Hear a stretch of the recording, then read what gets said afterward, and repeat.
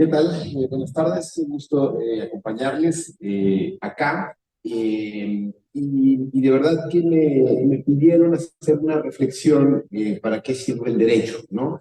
Entonces, hablaré a máximo 30 minutos, simple y sencillamente para compartirles algunas ideas, porque no creo que la mayor parte de nociones que tenemos sobre el derecho, sobre la justicia, muchas veces están distorsionadas, ¿no? Entonces, dividiré la plática en tres grandes momentos. Uno, mencionarles todas esas errores, todas ideas, deformaciones que tenemos del derecho, para después hablar de una óptica más realista, en un segundo momento, qué sí es el derecho y qué no es el derecho, ¿no? Pensaríamos que muchas veces los abogados solamente son aquellos que llevan corbata, aquellos que entorpecen los problemas, que tendríamos que estudiar derecho, tener más abogadas y abogadas para tener un entorno más justo. Y por último, quizá hacer una reflexión de qué es lo que nos espera el derecho en los próximos años, ¿no? Como bien saben, uno de los grandes temas que está cambiando todas las profesiones, algunas más que otras, es la inteligencia artificial, ¿no? Entonces, es cierto que los abogados van a desaparecer, es cierto que ya existen máquinas que pueden generar demandas, que pueden generar sentencias, que tienen mejor una perspectiva de lo que realmente pasa hoy en día con los temas jurídicos. Entonces, son simple y sencillamente esos tres grandes momentos. Entonces, la primera son las deformaciones, las ideas que tenemos; la segunda, una óptica realista, que sí es el derecho y que no; y por último, lo relativo a inteligencia artificial y el futuro del derecho y el derecho al futuro. Lo primero, voy a empezar con ese tipo de ideas que creemos que hay de los abogados y de las abogadas, ¿no? Lo primero que hay que decir es que en México el número de escuelas de derecho es brutal, ¿sí? En México hay más de 2,000 escuelas de derecho. Solo para que se hagan una idea, tan solo aquí en la Ciudad de México existen 163 escuelas de derecho. Solo en la Ciudad de México hay más escuelas que en toda España y que en todo el mundo, ¿vale? Tlaxcala, ¿no? Está la broma de que Tlaxcala no existe, ¿dónde está Tlaxcala y demás? Bueno, en Tlaxcala, solo en el estado de Tlaxcala hay más escuelas que en todo Austria y Hungría. Y nos vamos dando aquí cuenta. Si contamos el número de escuelas de derecho, en México cada semana, desde 1994, se abre una nueva escuela de derecho, ¿sí? El próximo viernes, cuando ya lleguemos finalmente al fin de semana, podamos descansar y demás, ya, para estar cerca de las vacaciones, va a abrir una nueva escuela de derecho en el país. Y igual el otro viernes, y el otro viernes, y el otro viernes. Y fíjense la paradoja. Esto significa que México es uno de los lugares donde más abogados y abogadas existen en todo el mundo. Está dentro de los primeros 5 países en todo el mundo que tienen más escuelas de derecho. Y sin embargo, más abogados no significa más justicia ni más legalidad. Eso es una palabra para mismo en UNAM. La UNAM es la Facultad de Derecho, donde tengo la posibilidad de dar clases, es una de las que tienen más matrículas, de las que constantemente tiene más alumnado para poder estudiar la licenciatura. Distintos turnos, los turnos todos llenos, auditorios de gente que estamos dando clase y demás tal.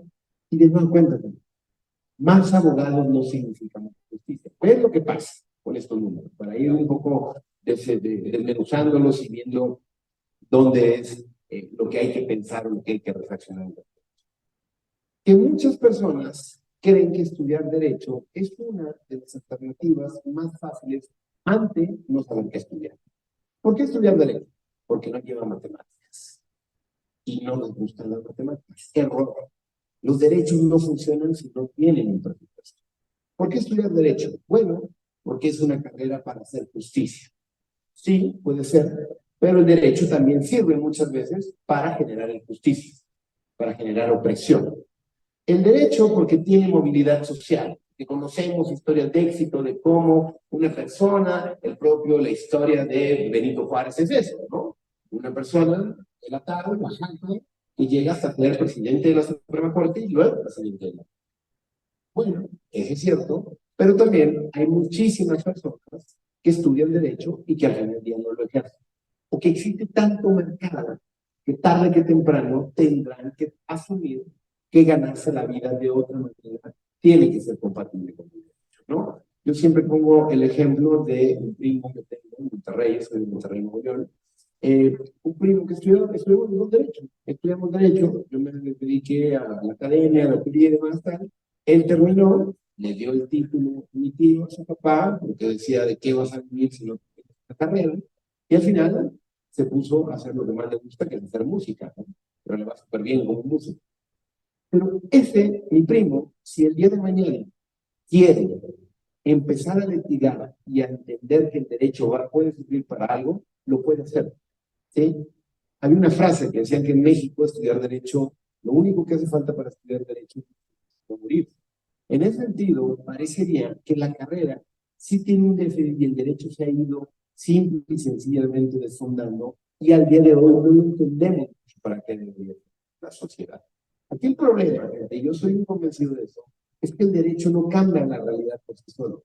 Tenemos una de las constituciones más lindas de todo el planeta, la Constitución de 1917, la primera constitución en el mundo que incluyó el derecho al trabajo, el derecho a la educación, derecho de corte social, incluso antes que la Constitución rusa, antes que la Constitución de la República de Weimar, ¿vale?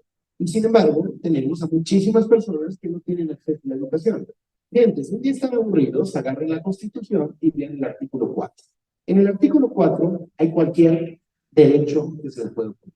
Está el derecho a la igualdad, el derecho al medio ambiente sano, el derecho al agua, el derecho al internet, el derecho, todos los derechos que han ido ocurriendo a las personas en lo mismo, ¿no? En ese sentido, tenemos el derecho a la alimentación. Artículo 4 de la Constitución Mexicana.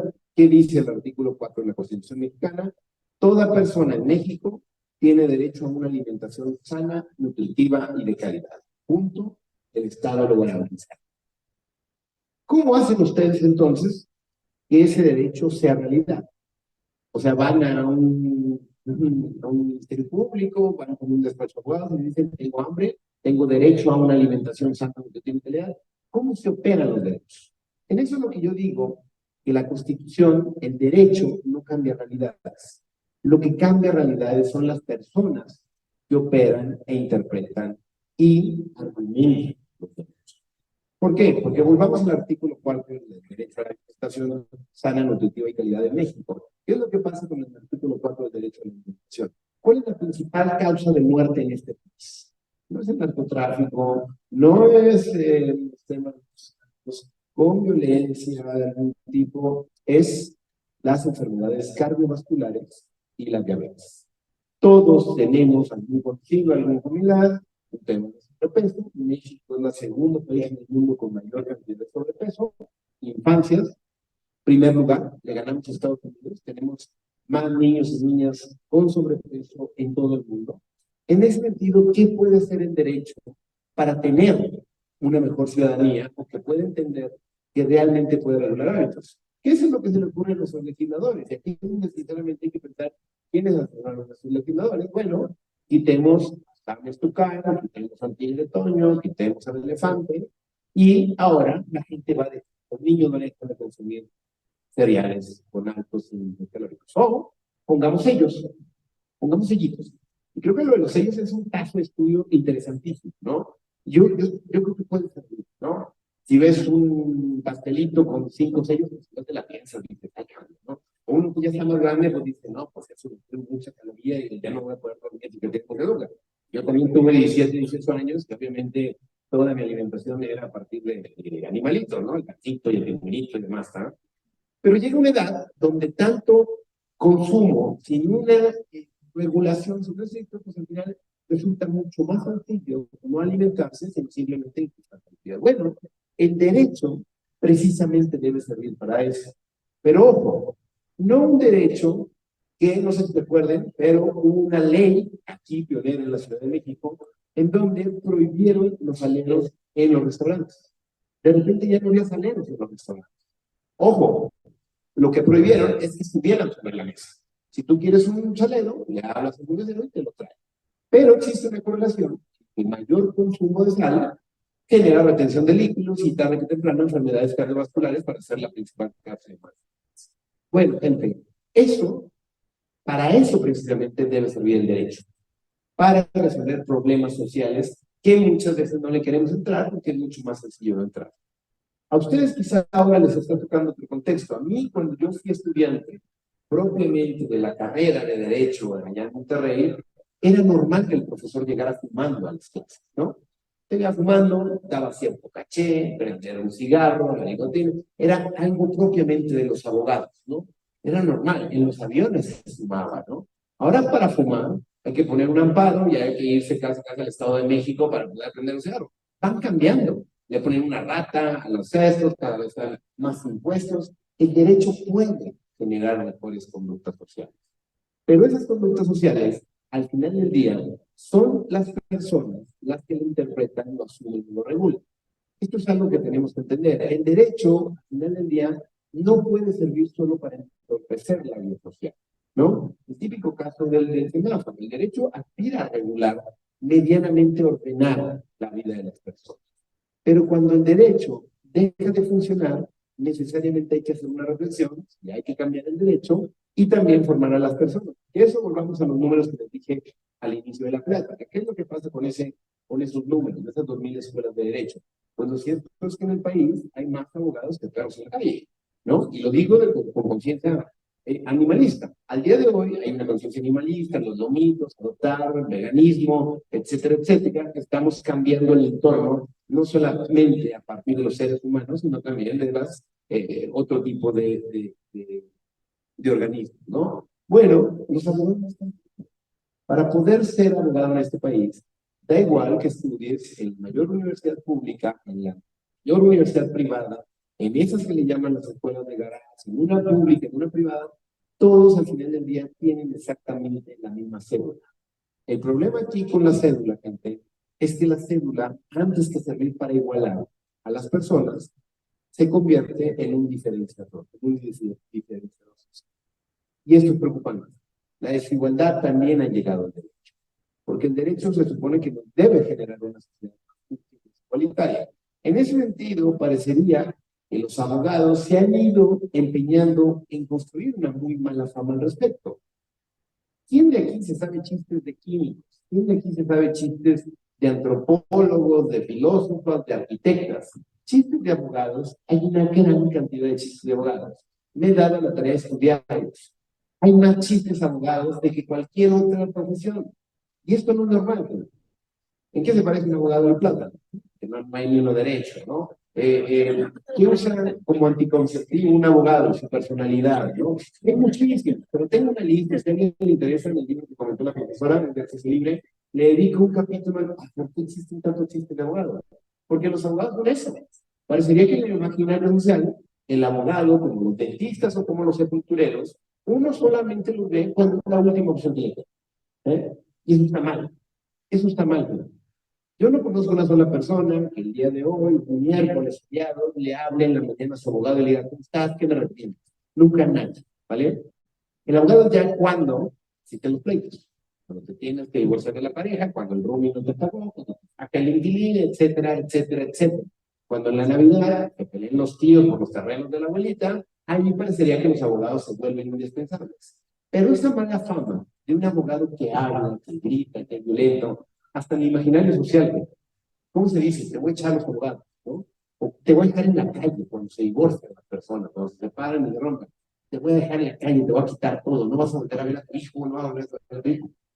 Esa idea de que el derecho y el abogado deben ser violentos, creo que han ido generando situaciones bastante trágicas para el futuro de la profesión. En ese sentido, en México, ¿qué es lo que pasa? En México hay un dicho, la forma es fondo, ¿no? Parecería que para ser abogado es más importante parecer abogado que actuar como abogado. Mientras tengas una corbata, mientras te pongas gel, mientras tengas esa ánimo por estar hablando y hablando, parecería que es suficiente. Piensen esto, ¿cómo, si van a necesariamente a requerir un abogado, cómo contratan a un abogado? Siempre hay un abogado en la familia, del conocido, se vuelve una cuestión de relaciones públicas, algo que debería ser un derecho, algo que todas las personas en este país, según la propia Constitución, deberían tener el derecho a una defensa adecuada. Y eso no se cumple. Aquí es donde tenemos que cerrar la brecha entre lo que dice la ley y lo que sucede en la práctica. Puede oír seguido la Suprema Corte de Justicia de la Nación, y bla, algunos diálogos y demás, y usan toga, ¿no? Y están ahí 11 personas que sentencian los máximos casos y esto, y en la calle de al lado es el centro de la República, donde puedes conseguir cualquier tipo de fayuca y cualquier tipo. ¿Y qué pasa con eso? Eso no entra en la realidad. Preferiría que hay cosas que nos gusta que sean legales y unas que las prohibimos a ultranza, como el cigarro, que me parece un buen ejemplo de cómo el derecho puede ayudar a la salud pública, ¿no? Ojo, gente, pero de verdad, esto habría que pensarlo. Esto lo damos por sentados y parecería que lo último que estamos cuestionando en los entornos de los que hoy nos desarrollamos son las cuestiones que asumimos como normales. Parece normal que exista una edad mínima para eso, para poder comprar cigarros, para acceder a distinto tipo de drogas, alcohol, etcétera, etcétera, ¿no? Para votar, para votar tienen que cumplir 18 años. Ok, ¿por qué 18 y no 17? Bueno, no dicen que a los 18 se alcanza la madurez y más tal, bueno, en Estados Unidos 21, ¿vale? En otras latitudes es otro. Bueno, y si hay una edad mínima para votar, no debería existir una edad máxima. Ah, bueno, discriminatorio, hay que tener cuidado. Ese tipo de preguntas son las preguntas que se deben hacer en derecho. El derecho puede hacer mucho por entrar propiamente en la vida de las personas. Bueno, hay un caso famosísimo, ¿no? Es en Estados Unidos, pero fíjense nada más, esas cosas son las que ve el derecho. La primera vez que vendieron ensaladas en McDonald's fue precisamente por una demanda. Si tú tienes las ganas y tu sueño en la vida es desayunar, comer y cenar hamburguesas, ¿eres libre de hacerlo o el Estado te debe de detener? Eso es el derecho, ¿sí? El paternalismo, que hay veces en donde uno no se cuida o no ejerce propiamente la libertad de la manera en que la quiere. Bueno, en Estados Unidos es un caso muy emblemático porque dijo que McDonald's debería tener responsabilidad social y por ende debería tener menús que pusieran la caloría y que ofreciera ciertas verduras y lechugas, etcétera, por el estilo. Bueno, eso va generando conciencia. Al día de hoy no se les olvide, las mismas mujeres con derecho al voto no era suficiente cumplir 18 años como primera persona. Tenían que ser hombres.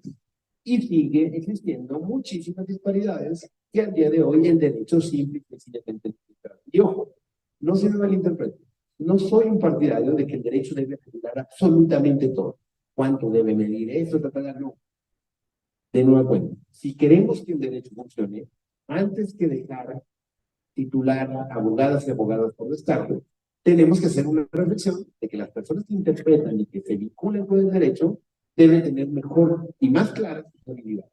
Y un mejor abogado no es el que tiene la mejor. Y un mejor abogado no es el que habla más difícil, ¿no? Nosotros le decimos abogañol, estás hablando en el abogañol, no es español ni la una cosa rara, ¿no? En ese sentido, creo que hay muchas malas concepciones, deformaciones, en gran medida, gente, por lo que nos pinta Hollywood, que es el derecho y la justicia, ¿no? ¿Por qué quieres estudiar derecho? Les digo cuando tengo clases de primer semestre. No, pues es que BCI, ¿no? Y quiero ser penalista, ¿no? Quiero ser Harvey Specter como Suits, ¿no? O quiero ser Better por Saúl, en fin, te sacan todo el ramillete de personajes que quieren estudiar derecho y que se quieren parecer a sus abogados. Bueno, y paso a la segunda parte de la charla respecto a una óptica realista. El derecho no es como lo pinta, ¿vale? El derecho, no te me preguntaban, ¿por qué crees que no existe una serie de abogados mexicanos? Y yo, porque sería buenísima, porque todo el día estaríamos poniendo sellos, sacando copias, firmando escritos, trasladando por asuntos, ¿no? Aquí lo que se trata es que es algo que de verdad a mí me ha parecido fundamental para entender un derecho realista. No sé si se enteraron, y ojalá se enteren y estén informados. La semana pasada se propuso una diputada que metieran a la cárcel a las personas que cantan mal el himno nacional. Que cantan mal el himno nacional. Fue un escándalo. No creo que con eso tengamos mejor cultura cívica, no creo que con eso tengamos un entorno más nacionalista, o no sé cuáles sean los objetivos. Pero yo estoy seguro que cualquier persona que conozca una cárcel no vuelve a proponer como una solución la cárcel. ¿Vale? La cárcel no es un lugar donde la gente anda vestido de naranja, jugando basquetbol. La cárcel es uno de los lugares más problemáticos y la cárcel es la solución que le da el derecho a aquellas personas que cometen algún delito o que tienen que pagar algún delito. Bueno, esa es la idea. Yo soy de Monterrey otra vez, ¿no? En el año 2008, 2009, ha sido el mayor motín en la historia de este país, donde murieron 52 personas dentro de la cárcel de Topo Chico. Si el Estado no puede controlar un espacio que está totalmente a su disposición, el derecho puede hacer muy poco por controlar un país de tanto nivel de personas. Y sin embargo, pensamos que la cárcel tiene que ser la solución. Para todo, factureros, feminicidios, cantar el himno nacional, todo tiene que ser cárcel, prisión preventiva. Aquí hablamos donde el derecho de nueva cuenta no resuelve sí mismo las problemáticas sociales. El derecho tiene que venir anclado de cuestiones culturales, de cuestiones generacionales, de hacer una reflexión a través de la filosofía, de la moral, de la política, para saber cuál es el modelo de Estado que queremos. ¿Sí? Lo más sencillo en este país es cambiar la Constitución. Es una de las constituciones más reformadas de todo el mundo. En ese sentido, el derecho debe tener una óptica realista, sobre todo apegada a las personas. Que entiendan que el derecho sí puede prevenir que te metas en un pleito, sí puede prevenir que tarde que temprano todos tus bienes, toda tu libertad vaya a irse por la borda. En ese sentido, creo que la mayor reflexión aquí es que el derecho sí puede servir para la justicia, gente. Pero por favor, si te quieren llevar algo de esta charla, de esta reflexión, es que el derecho no es sinónimo de justicia, ¿vale? El derecho no incluye per sí misma la justicia. El derecho tiene la pretensión de ser justo, pero la misma regla, el mismo derecho, puede ser interpretado en dos sentidos completamente distintos. Y ponemos casos de derechos sexuales y reproductivos, matrimonio entre personas del mismo sexo. Ese tipo de cuestiones tienen dos facetas completamente distintas. ¿Qué es lo que se trata? En el derecho es que al final el derecho es lenguaje, el derecho es argumentación. Y si al día de hoy la única manera que tenemos de acuerdo es poder entablar una charla, argumentos contra argumentos, ¿verdad? Porque si eso se acaba, simple y sencillamente estamos ante la ley del más fuerte, ante el estado de la naturaleza, ¿no? Aquí hay que entender que el derecho sirve como lenguaje para tener algunos mínimos. ¿Y que esos mínimos irán cambiando? Quizá hace 70 años las mujeres no tenían derecho al voto activo. Eso ha ido cambiando. Bueno, ahora tenemos unas discusiones. Ya no solamente es un tema de derecho alternativo, sino que tienen que ser listas paritarias. Hombre, mujer, hombre, mujer, hombre, mujer. Y los gobernadores tienen que irse turnando. Ese tipo de discusiones son las que estamos ahora. Y ojo, son discusiones que paso a la tercera parte y última de esta charla para pegarme a los tiempos y ver si hay inquietudes y demás, ¿no? Pero de verdad, las grandes discusiones que el derecho tiene que estar resolviendo hoy en día, no creo que tienen que ser para ver cómo te vistas o cómo no. No tiene nada de malo que te pintes las uñas o que uses una falda. Da igual. A mí lo que me interesa es que a través del derecho pongamos en unos límites a cosas que están mal o a cosas que están completamente rebasadas. ¿Vale? En ese sentido, parecería que los temas de identidades, los temas de desigualdades, los temas propiamente de migración, ¿no? ¿Qué es la nacionalidad? ¿Qué es propiamente tener derechos a partir de nacer en un determinado territorio, ¿no? ¿Qué es el tema del género, de las identidades, de los grupos LGBTQ+? Ese tipo de cuestiones en derecho tendrían que... ¿sí? Porque se diría que para los tiempos que corren, lo más sencillo, gente, es dejar que el derecho se vaya haciendo chiquito, chiquito, chiquito, chiquito.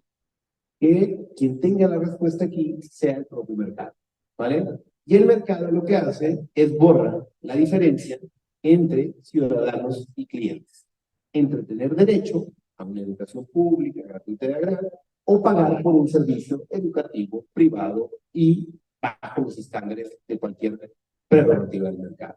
Pongo el ejemplo siempre de los servicios que mandan comida caliente a través de Uber, de Rappi y demás, que llegan calentita a cualquier hora, cualquier día, en cualquier espacio. Bueno, a todos nos gusta mucho. Eso es propiamente simplemente darle clics desde la comunidad de tu cama, teniendo internet, y te llega comida calentita el domingo de hoy. Todo perfecto. Esas personas, alguien ha tenido una discusión tienen derechos laborales, si descansan, si tienen vacaciones, si tienen sindicatos. Parecería que ahí no entra propiamente, ¿no? Es una discusión que pasó durante la última reforma, el intento de reforma electoral.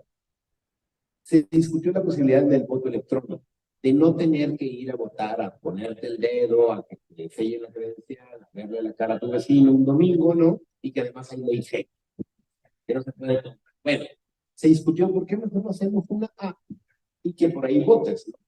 Y todos estuvieron de acuerdo. Paradójicamente, en un Congreso que estaba dividido entre los oficialistas y la oposición, todos estuvieron de acuerdo en el voto electrónico. Me parece profundamente responsable. Claramente da comodidad no salir de tu casa y ponerle la cara al vecino. Pero ¿quién hace esos códigos? ¿Quién tiene la posibilidad de pagar por ese dinero? ¿Cómo lo pueden hackear? ¿Cómo podías hacer fraude? No se discutió, al final se echó para abajo toda la reforma, pero no se les olvide. Lo que más sencillo parece es simplemente darle posibilidad de que el derecho no vaya teniendo un espacio en la vida social. Pero si el derecho se va mermando o va quedando totalmente relegado por los avances tecnológicos, por la política, por la economía, ¿no? Lo cierto es que el derecho no debería, al final del día, el derecho se va a desbordar y no va a servir para mucho. Y creo que el día de hoy estamos pasando por ese tipo de cuestiones. Muchas de las personas que habitan en este país, al final, prefieren defenderse del derecho o darle la vuelta. Es más fácil hacer trampa, es más fácil que dicen el que tranza no avanza. Ese tipo de cuestiones van mermando la legitimidad y van convirtiendo en una situación de arbitrio en donde cualquier persona en cualquier momento no va a tener seguridad ni certeza para que se le cuiden los derechos de forma mínima. Esa es la gran reflexión y esa sería la conclusión. Ya nos darán justo 30 minutos para hacer 6 preguntas. Pero esa debería ser la respuesta a la pregunta que le puse del título a esta conversación. ¿Para qué sirve el derecho? ¿No? El derecho debe servir para tener una sociedad más igual, más igualitaria, para que no todos tengan la posibilidad de pasar por desgracias, por desastres, simple y sencillamente porque no se les han garantizado los derechos. El derecho sirve para poner límites al poder económico, a los que hacen las papitas, para poner límites a las grandes transnacionales como los cigarros. Pero el derecho también debe de servir para poner límites a eso. Si el vecino te está molestando, si está poniendo su música, si te están violentando, deberías de tener la confianza en las instituciones y el derecho va a servir para remediar tu situación. En ese sentido, es una reivindicación del derecho. El derecho no lo hacen miles de abogados que andan por la calle. El derecho lo hacen en constante reflexión de las personas que nos vemos involucradas con el derecho. ¿Sí? Esto tiene que cambiar a través de una discusión colectiva de entender que tarde o temprano, triste y lamentablemente, se van a ver enfrentados con el derecho. ¿Sí? Aunque no lo quieran. Cuando se casen, cuando se divorcien, cuando fallece alguna de sus familiares con un acto de función, cuando renten, cuando compren, cuando hagan un trámite, el derecho tiene que ser algo más accesible y algo que lo puedan entender. Si le dejan, estudien el derecho, pero si le dejan el monopolio del entendimiento del derecho solo a los abogados, probablemente se van a aprovechar de ustedes si su abogado no es su amigo. En ese sentido, simple y sencillamente la invitación es esa, a entender que el derecho puede servir para construir una mejor sociedad. En efecto, puede servir para oprimir, hay mucho derecho que está mal. El ejemplo de meter de la cárcel por campaña internacional me parece un claro ejemplo que no tiene ni pie ni cabeza. Cuestionarnos por qué existen límites en las edades, en tipo de cuestiones, campañas de prevención, eso podría ser el derecho. Si el derecho lo dejamos simplemente al arbitrio del mercado, de la política, de ningún tipo de reflexión, es probable que no se les olvide que ya hubo una época en donde decían que el derecho era ese derecho que servía para discriminar, incluso para terminar con la vida con aquellos que no estaban de acuerdo con un régimen, que es lo que se llama falazmente el derecho nazi o el derecho de los regímenes totalitarios. Es un derecho, ¿vale? Eso es lo que el derecho deja de perder cualquier pretensión que tenga de justicia y al final del día termina decantando en atrocidades históricas como la que ocurrieron a grandes rasgos y justamente en 30 minutos es lo que me proponía con este encuentro y esta discusión, ¿verdad? Gracias por la atención y cualquier duda, cualquier comentario, estamos a nosotros.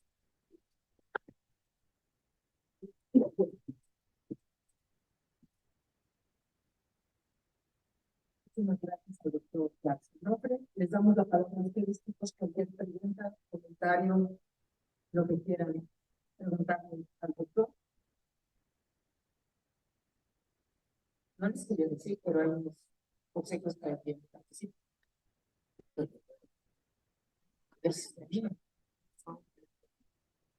Por favor. Y acá.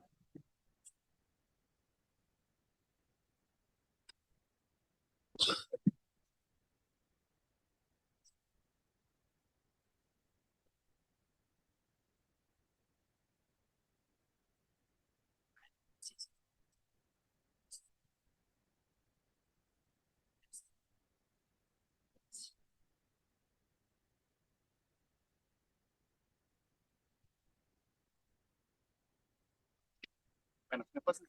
Sí, claro. ¿Cómo corres? Vale. Te paso el micrófono para que escuche muy bien. ¿Vale? Bueno, mi pregunta sería como, ¿cuál diría que sería como el perfil de ingreso de alguien que quiere estudiar?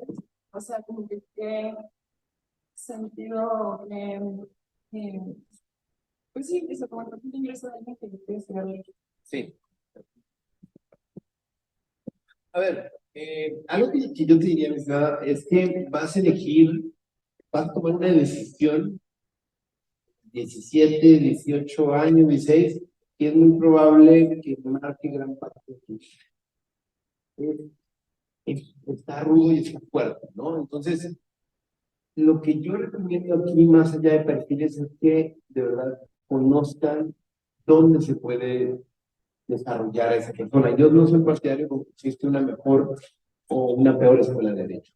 Si tienes por lo menos de 2000, y conozco y he sido médico, estudiarlas y demás, y yo conozco muy buenos estudiantes en escuelas privadas, en este caso, ¿no? Y pésimos estudiantes en la universidad pública, en las universidades privadas. Entonces, conoces dónde puedes estar más cómoda y desarrollar realmente una noción que te pueda servir. En ese sentido, parecía cliché, pero si vas a estar en el derecho, debes de tener una inclinación hacia la lectura. O sea, sí tienes que leer. O sea, los abogados lo que le dedicamos es a trabajar con el lenguaje, con las letras. Y muchas de esas cosas están mal escritas, están de propiedad, y sin embargo hay que leerlas, porque si no lo lees tú, en la letra chiquita te van a meter en gol. Entonces sí tienes que, ojo, y algo que yo les digo siempre a mi alumnado, hay que entender que hay distintos tipos de literatura, hay una que puede gustar más, una que puede gustar menos, así como hay música que te gusta, ¿no? Te gusta más un estilo, otro artista y más, también la lectura, también literatura. Entonces, que sepas que necesariamente va a haber algo que te puede llamar la atención en la lectura. Esa es la primera. Sobre todo la lectura y conocer bien el entorno. La es una tercera. Los abogados tienen fama de que son conservadores, ¿no? De que son serios, son acá y demás tal. Yo creo que una virtud que debe caracterizar a cualquier persona que estudie derecho sería la solidaridad y la empatía. Que entiendas que no se trata de que hay veces que puedes decir no, que no todos tienen derecho a un abogado, me queda claro, lo dice la Constitución. Sin embargo, a ti nadie te va a obligar a defender a un feminicida o a un homicida complejo. Ese tipo de reflexiones son las que deben de tener empatía con las personas que se enfrentan al derecho, y no solo, sino que también esa empatía y esa solidaridad, ese sentido de escucha, necesariamente se tiene que reflejar en una actitud muchísimo más tolerante a la diferencia. O sea, nosotros deberíamos servir como agentes no conflictivos, y sin embargo parece que lo que somos gente que causa problemas y que genera más problemas de los que originalmente. Entonces, serían esas cosas: ver, conocer bien la instrucción, lectura, que te guste la lectura. O sea, yo tengo prácticos que les gustan los números y demás. Esto se transita mucho por una noción de humanidad, de lectura y empatía, valores morales, para entender que de entrada el solo hecho de tener un capo no significa que ya tienes la razón, ¿no? Que hay que entenderla. Le damos. ¿Alguien tiene alguna otra pregunta? También ya tenía la mano levantada hace un rato. ¿Quién? Ah, perdón. Y luego para allá atrás. Bueno, es que mi pregunta está como curiosa, pero básicamente, según yo, el propósito del derecho, lo que entendí, es básicamente crear un mundo mejor. Yo considero que las leyes de México son bastante buenas, bastante progresistas, pero bueno, hablando de un mundo utópico, eso jamás va a suceder mientras la corrupción siga y mientras haya, bueno, por así decirlo, gente en altos cargos que no busquen el bien común, sino busquen un bien propio. Ahora mi pregunta más bien es, ¿hay alguna manera realística de poder cambiar eso estudiando Derecho o estando en el mundo del Derecho? ¿O solamente dependería de cada quien y de la moral de cada una de las personas? A ver, gracias por la pregunta. Interesante. Yo sinceramente creo que en este país, administración tras administración, nos centramos mucho en las leyes. Leyes, poner leyes bien bonitas, tal, pero no da cuenta. Poco nos centramos en las personas que operan con las leyes. O sea, no puede caber en la cabeza que existen 2000 escuelas de derecho que no esté regulado. Fíjate la paradoja. Nosotros nos dedicamos a regular, a ordenar semáforos, poner sellos, prohibir, tal. La profesión no está regulada. Cualquiera puede poner una escuela de derecho, cualquiera puede ser abogado. Yo creo que hay que poner pisos mínimos, porque eso creo que al final del día le hace mucho más fácil la chamba al político, que el político quiere, pues, quiere hacer corrupción, quiere poner a piñada, quiere poner tal, y no tiene un abogado que le diga, oye, no, esto está mal. No solamente por una cuestión de principios de ética, sino porque a largo plazo va a acabar mal, ese tipo de cuestiones creo que es bien fundamental, de entender que el derecho debe servir para limitar al poder. Pero ¿qué es lo que pasa? Al día de hoy parece que interesa más tener un buen community manager que un buen abogado. Lo que interesa es que le den like, lo que interesa es que se den engagement, que le den un buen jingle, una cancioncita y que conozcan al político y no a alguien que le ponga límites. En ese sentido me parece que una de las soluciones, quizá también trabajo con el niño porque a eso me dedico, yo soy profesor de filosofía, la filosofía moral de derecho, ahí probablemente la derecho y la maestría, ¿no? Y yo sinceramente creo que muchas de estas cuestiones se podrían solucionar con una cosa de este tamaño, pero es brutal, que la gente piense más. Yo sé que no todos tienen la posibilidad de hacerlo, tienen trabajos que están precarizando, tienen situaciones violentas, etcétera, pero creo que deberíamos de tener una reflexión sobre muchas de las acciones que vamos normalizando e invisibilizando todos los días de nuestra vida. Ojo, si aquí les pregunto, ¿quién cree que los animales tienen derecho? Alguien, por mera intuición, van a levantar la mano. No. ¿Quién cree de aquí que está bien que prohíban solamente, que coma solamente días? Bueno, detrás de esa idea, de esa decisión, existe toda una cultura, una historia, un recorrido familiar, personal, social, que ha ido a ese momento a tomar esa decisión. Pero ojo, mis hermanos, esa decisión puede cambiar. Y es muy probable, de hecho, que va a cambiar con el paso del tiempo.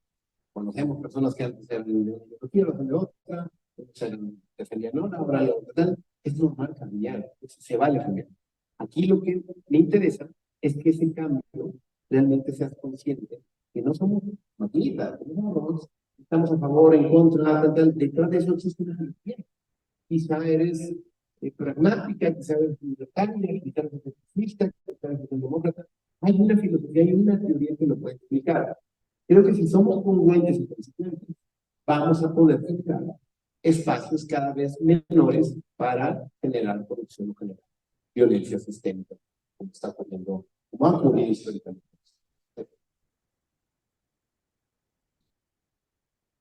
Si quieres. A ver. ¿Quién? Por favor. Ah, no, ya está. Ahora bien, padre.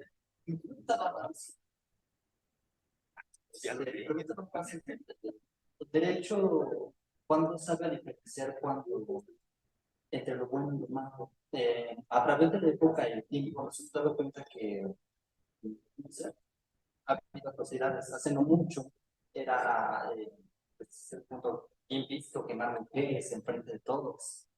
Y bueno, esto lo conecto preguntándome una noticia que no sé si sea verdadera o falsa. En un estado dicen que la violencia en el noviazgo solamente la puede la mujer. Entonces, conectando esos dos términos, es cómo vamos a ver que en el futuro vamos a estar en algo bueno o algo malo.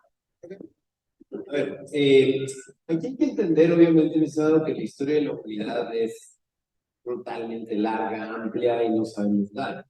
Y en determinados momentos, contextos culturales, religiosos y demás, existen ideas que en retrospectiva nos parecen atroces, ¿no? Y ojo, yo creo que, a mí me decía un profesor, ¿cómo en algún momento de la humanidad metían a las personas a luchar contra leones? Ahora imagínense que avienten ahí a una persona, ahora a luchar con el polisoro, ¿no? Dice, me decía el profesor, yo creo que tarde que temprano en la humanidad nos vamos a dar cuenta de que meter en la cárcel a una persona era algo delirante. Ahora está tan normalizado, era vergonzal, pero cuando pasen 200 años van a decir, ¿cómo metían a las personas 40 años tras los machotes ponerse condiciones? Eso, van cambiando, ¿vale? Van cambiando, van cambiando. Lo que se trata aquí, mi estimado, si doy respuesta, es más una reflexión. Lo que me parece muy importante es saber que deben de haber ciertos mínimos que ya no podríamos negociar. Que son triunfos que hemos ganado y no podemos estar dispuestos a retroceder. Ojo, obviamente estamos hablando de un derecho de una latitud específica, ¿no? Occidente y demás, tal, Oriente, tendrán otras tradiciones, estructuras, pluralismo, habrá que entenderlo. Pero lo que creo que por lo menos aquí en Occidente, por lo menos desde la Segunda Guerra Mundial se estableció, se llaman derechos humanos, ¿vale? Y los derechos humanos serían lo mínimo para ponernos de acuerdo. Ahora ya hay muchísimo, ¿no? Que si Internet es derecho humano, que si bueno, pero eso tendrá que ir para adelante. Va a haber retrocesos, es la historia de la humanidad, viene, va, etcétera. Pero hay que entender que uno de los grandes históricos de una civilización occidental fue la Guerra Mundial. Y ahí yo creo que pues tendríamos que hablar para evitar normalizar actitudes de violencia, cambiando en identidades, etcétera. Yo lo que creo es que mientras el derecho no se produce por los grandes problemas sociales, por este tipo de diferencias, la batalla va a estar perdida. El derecho debe servir para evitar eso, pero con argumentos jurídicos, no necesariamente políticos, de ideología y demás. Eso hay que entenderlo. Quienes están en el poder, quienes mañana van a estar tarde o temprano se van a ir. La Constitución permanece, las instituciones permanecen. Entonces, la idea es, si no siendo una institución, hay que renovarla. Y bueno, en 6 años difícilmente puede cambiar esto de país. En 12 años los cambios son muchísimo más profundos. Aquí la idea es que tengamos el derecho entendido como un mínimo acuerdo. Sí, nada más. El derecho no va a cambiar la sociedad, un nuevo líder, no. El derecho va a ayudar a que ese líder, el cambio, el beneficio que ha hecho, se puede tranquilo y llega otro y le va bien. Quizá llega uno, se toma por atrás. Y hasta atrás.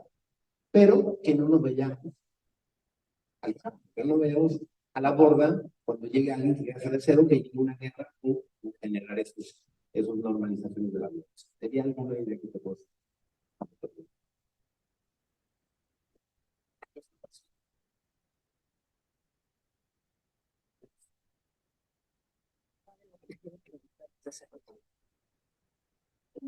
Pues sí, lo de la corrupción, yo quería preguntar, querer combatir la corrupción, porque muchas veces, bueno, yo considero que hay personas, abogados que justo se detienen por ese miedo que hay. ¿Había otra vez? ¿Quieren tomar un Me parece bien. Yo le iba a preguntar qué especialidad o ramo del derecho tiene como que mayor impacto en esta parte social, porque si bien creo que como todas las personas que tenemos la idea de que no hay abogados civiles y penales, entonces sí se queda de lado como la parte mercantil, fiscal. Y bueno, porque de cierta manera creo que igual yo tengo la idea de que si se da ciertas razones, no, la otra idea, a ver, ¿cómo se entiende? Yo creo que manejando al pueblo dentro de una parte, por ejemplo, yo lo veo en la política municipal, yo creo que es mejor darle o concentrar mucho poder en la parte municipal porque ya el mismo pueblo conoce las necesidades del pueblo. Entonces, de esta manera, como que yo creo que se puede regular o dar mayor resultado en todos los problemas sociales que tenemos. Perfecto.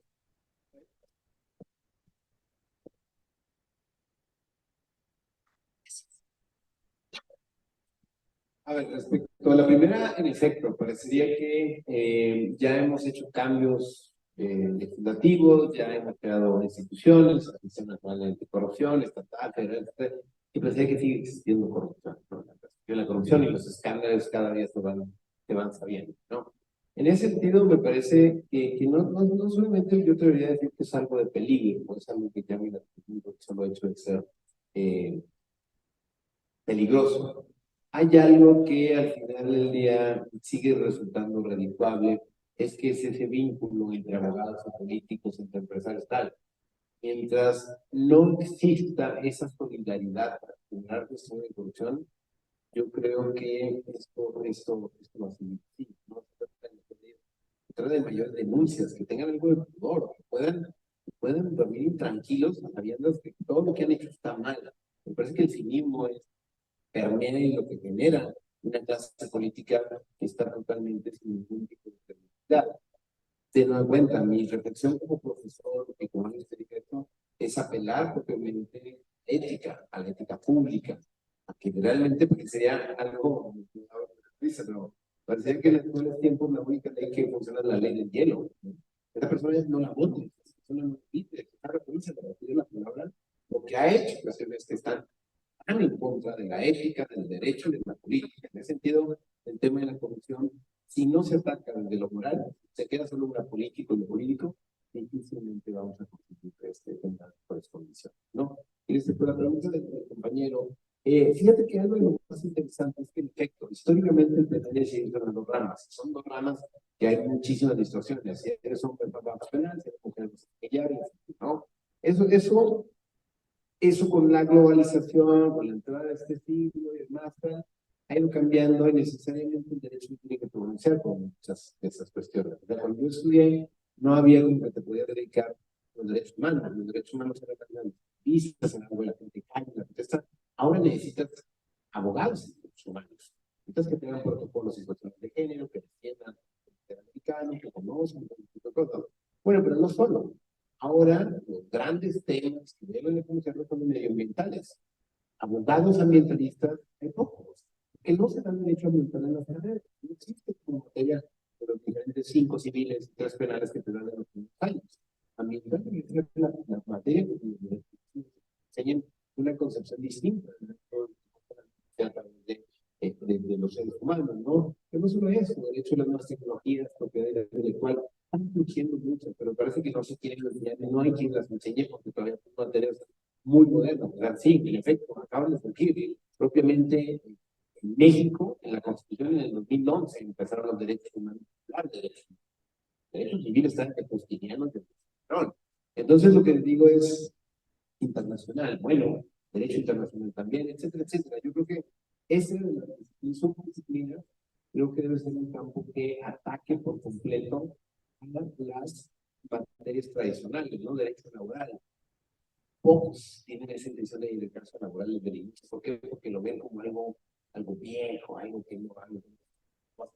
Ese tipo de concepciones tienen que cambiar y entender que dentro del derecho las posibilidades que son brutalmente infinitas. Entonces sería hacer un poco lo que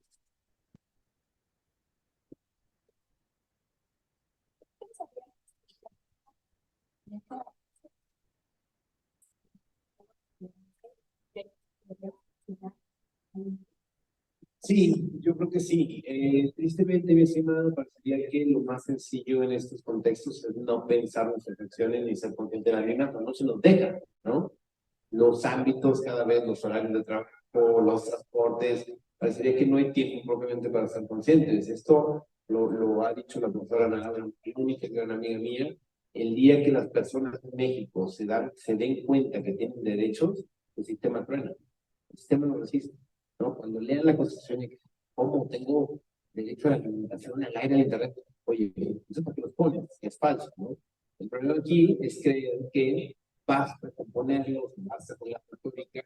Entonces, aquí lo que hay que luchar y decir plantear eso es eso, tener espacio para la reflexión, para el ocio, para la lectura, ¿no? O sea, no todo tiene que ser producido, no todo tiene que pensar en términos de capital y de tener una noción de éxito, que es la noción de éxito que se nos ha vendido históricamente. El éxito puede también ser otras cosas, no necesariamente tener muchísimo dinero, muchísima propiedad, o tener un trabajo explotado 24/7, ¿no? Yo creo que sí, o la respuesta. Muy bien. Justamente retomamos de escuelas e instituciones, bueno, en parte de la carrera de Derecho. En opinión personal, ¿qué cree que debería ser lo que realmente tendría que tener como base estas escuelas en general? O los puntos importantes que deberían tomar para justamente tendrá su objetivo justamente cuáles son las cosas que realmente no A ver, es muy buena pregunta, la he pensado mucho y no tengo una respuesta absoluta, pero quizá a manera de conclusión de la charla y una reflexión general, si seguimos pensando que el derecho solamente lo puede aprender en 5 años en la universidad, la batalla se perdió. La reflexión tiene que ser qué pasa antes de la escuela de derecho, en la escuela de derecho y después de la escuela de derecho. ¿Sí? Yo creo que mucho se tiene que hacer desde la educación preparatoria, secundaria y básica. No puede ser que las clases de civismo sean aprendernos de memoria los artículos de la Constitución. Ese tipo de reflexiones tienen que venir desde la educación básica, ¿no? Para las escuelas de derecho sí hay mucho que hacer con cambio de los programas de estudio, la disciplina, formas de los planes de estudio, entender que hay profesores que no se toman las fuentes de ministerio, poner evaluaciones, certificaciones de profesorado, formas para titularse, etcétera, etcétera, ¿no? Y por último, en el después, si eres abogado, ser abogado toda la vida. Esto es brutal, esto es como los médicos que se certifican, que van a hacer, que hacen exámenes nacionales, que hacen servicios sociales. Los abogados no, es una profesión muy floja, muy acomodatista. Lo que pasa, o sea, de verdad, ¿tú crees que vas a aprender más en 5 años en la universidad o en 30 que vas a estar trabajando en la práctica?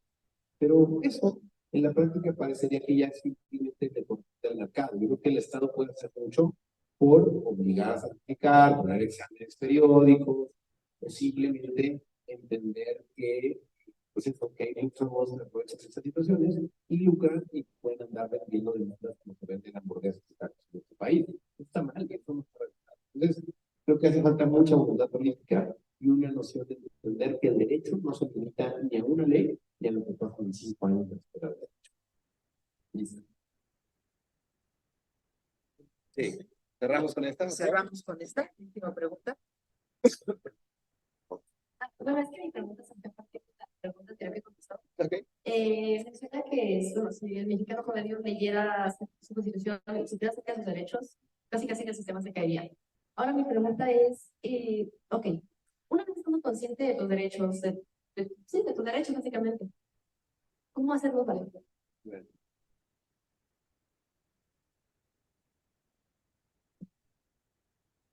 A ver, lo que hay que entender es que eso, los derechos no funcionan por arte de magia. Para hacerlos valer y para garantizarlos, necesariamente necesitamos instituciones públicas. Instituciones públicas que funcionan a través de personal y a través de dinero. De dinero que a la vez corresponde de un presupuesto de una representación política que votamos cada 3 y cada 6 años. O sea, el mismo sistema está hecho para que no garantice sus derechos. Eso es lo más triste.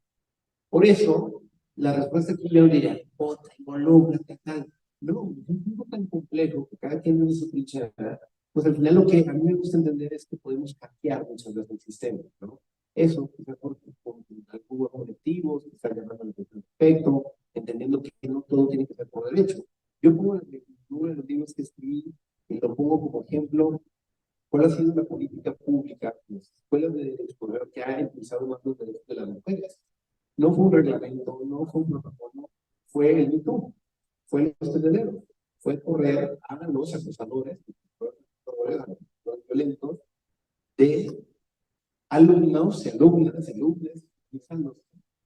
llamando la atención. Y ahí sí las escuelas de derecho empezaron a hacer protocolos, trabajar en instancias, de género, etcétera, etcétera, etcétera. Aquí hay que entender que los derechos no siempre funcionan de arriba abajo y de abajo hacia arriba. Que si nosotros no nos organizamos en un aspecto, por más que aquí digan, las instituciones van a ser muy renuentes. Entonces, yo creo que eso debería ser una visión del derecho muchísimo más realista, entender que para que te garanticen los derechos, esto no funciona para el tema, que esto es algunas de políticas presupuestales, de voluntad, etcétera, etcétera. Muchísimas gracias. Le damos las gracias al doctor Garza Onofre